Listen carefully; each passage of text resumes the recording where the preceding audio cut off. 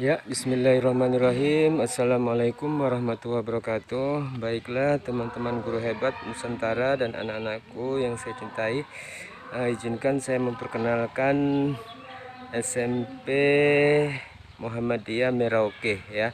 Inilah sekolahnya, inilah keadaannya, ini tempat parkirnya. Kemudian ini adalah kelasnya. Ini kelasnya. Ini halaman kelasnya. Ini kelas 9. Ini ruangan kelas 9.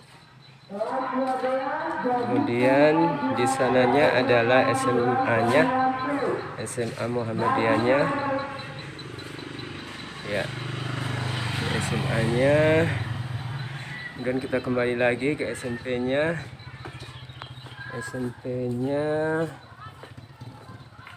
setelah kelas 9 kita beranjak ke kelas 8 ya. Ini kelas 8 dengan kantinnya. Ini area parkirnya. Kemudian ini adalah ruang perpustakaannya.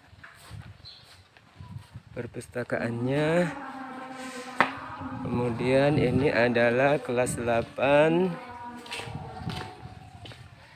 Kelas 8-nya ini rumahnya Pak Ustadz, pembina daripada SMP Muhammadiyah. Beliau adalah seorang tahfidz Quran. Mudah-mudahan beliau betah di sini. Beliau lagi prepare tentang mata pelajarannya. Iya. Oke, silakan Pak Ustadz. Ini kelas 9. Kelas 9. Ini ruangannya. Kita masih menunggu anak-anak. Dan ini adalah kolam ikannya. Dan ini kelasnya. Kemudian ini kelas 7-nya. Kelas 7-nya ini. Di sini toilet anak-anaknya. Ada toilet putri dan toilet laki-laki. Ya, ini putri. Kemudian kita kembali lagi ke ruangan kantor. Ya.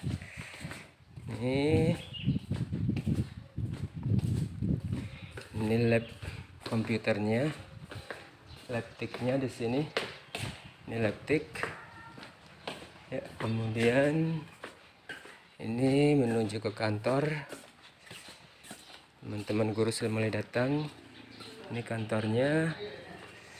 Kemudian ini kantornya. Dan ini kita ke kelas 8. Ya, ini kelas 8-nya.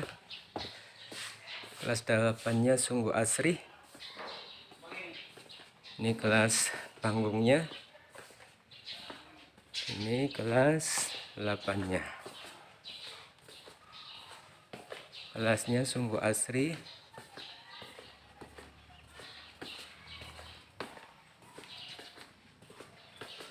Ya, adapun ekstrakurikuler di sini adalah anak-anak diwajibkan tahfidz Quran ya.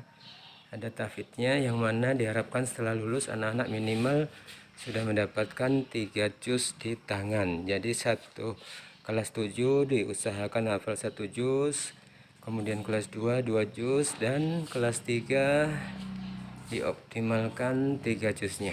Demikian perkenalan dari saya, kurang lebihnya mohon maaf. Wassalamualaikum warahmatullahi wabarakatuh. Rumah ya, kalian bisa baca sendiri kalau bagian hasil itu apa, bagian tengah itu apa, dan bagian atas itu apa. Kalian bisa baca. Kemudian identifikasi alat dan bahan yang digunakan untuk membuat miniatur rumah. Nah, itu contoh alatnya dan bahannya yang digunakan dalam membuat miniatur rumah itu apa saja sih? Nah, itu kalian bisa lihat di modul itu.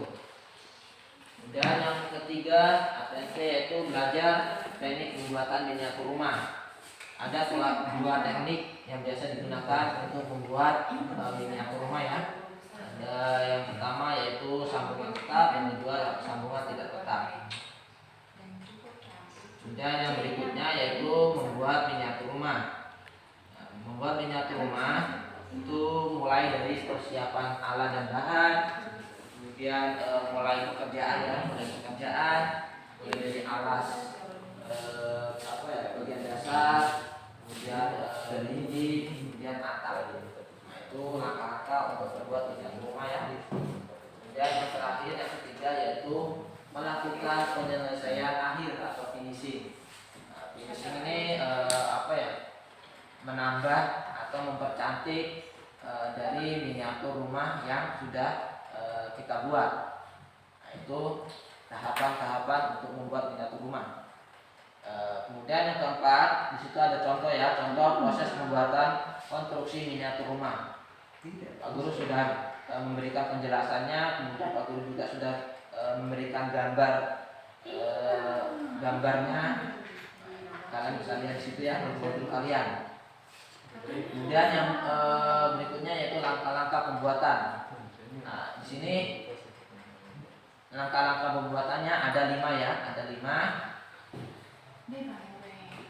Nanti kalian bisa baca dan tolong ini untuk langkah-langkah pembuatan kalian pelajari ya. Insya Allah nanti untuk UAS Pak Guru mengambil soal dari sini untuk langkah-langkah pembuatan miniatur rumah. Waalaikumsalam.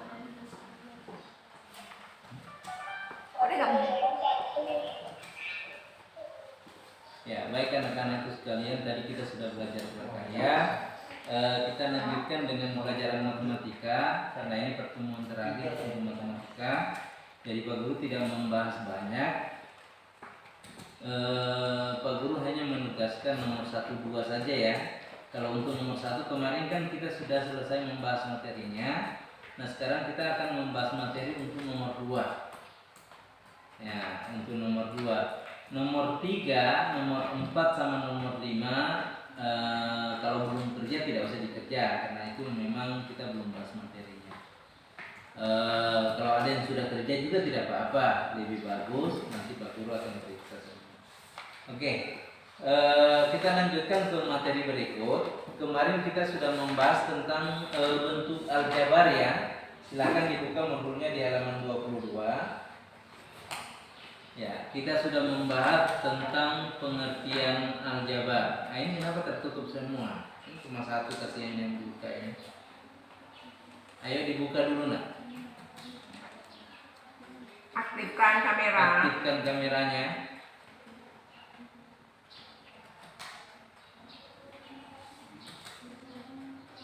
Ya, jangan satu saja, masa satu saja yang buka kameranya. Sama Yang Jen. lain apa ini yang ini tuh?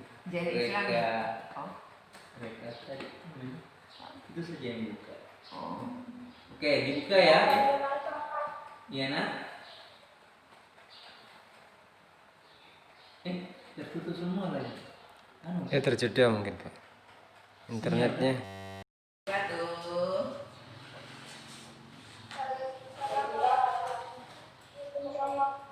Ya, ayo. Apa kabarnya? Baik. Alhamdulillah. Kakak, pada modul yang kelima, ya, pada modul yang kelima yang kemarin sudah Bunda terangkan pada hari apa ya kak ya, Selasa minggu lalu, ya toh, kita berbicara tentang puisi rakyat. Puisi rakyat itu ada pantun, ada syair, ada gurindam. Toh, kalian sudah jelas, sudah mengerjakannya belum di dalam itu tugasnya? Ada yang sudah. Oke. Terus Bunda akan bertanya pada kalian pada waktu mengerjakan pada modul-modul yang lalu, ada yang tidak menuliskan nama, ada juga yang tidak mengerjakannya, ya. Jadi Bunda mengoreksi kalian punya modul yang pertama dan kedua. Itu ada beberapa anak yang modulnya sudah kembali tapi tidak ada namanya, ya. Seperti Abi Putra Ananda, Irfan Mauludin, Nina Siti Kotijah, Rizky Aji Pratama. Ini ada 4 modul yang tidak ada namanya.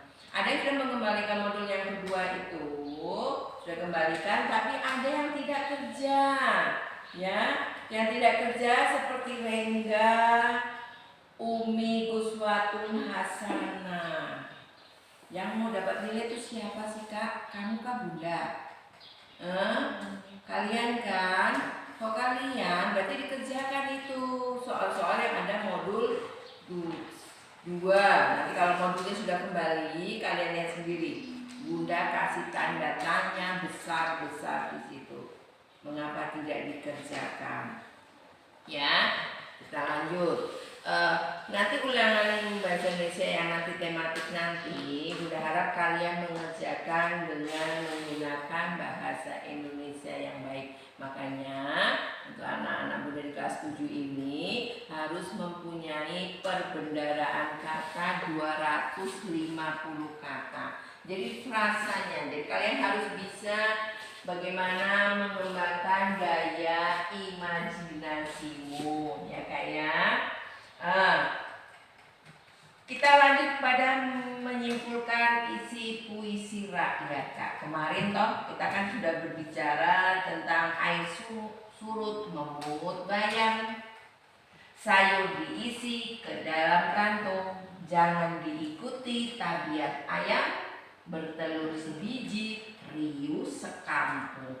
Jadi hanya bertelurnya sebiji saja raminya, bukan main seluruh kampung mendengarkannya. Ya, kalian tidak boleh seperti itu ya kak ya. Ada permasalahan kita selesaikan bersama-sama dengan kepala dingin ya kak ya. Sayangnya kemudian ada berbalas pantun, ada pantun 1, pantun 2. Nah itu pasti akan menjadikan kita riuh, jadi ramai mengerti makna dari pantun 1, 2, 3, dan 4 ya kak. Kalau pantun kedua, baik berbalas baik tidak, buli-buli bertali benang, baik berbalas baik tidak, asal budi sama dikenang. Jadi apa nak? Kita tidak usah meminta hak balasan dari orang lain, tetapi kita punya budi baik, punya perkataan yang baik, sopan santun, tutur katamu baik, pasti akan dikenang sepanjang masa. Itu pantun yang kedua. Sedangkan pantun yang ketiga, karena ini ada berapa pantun kan di situ?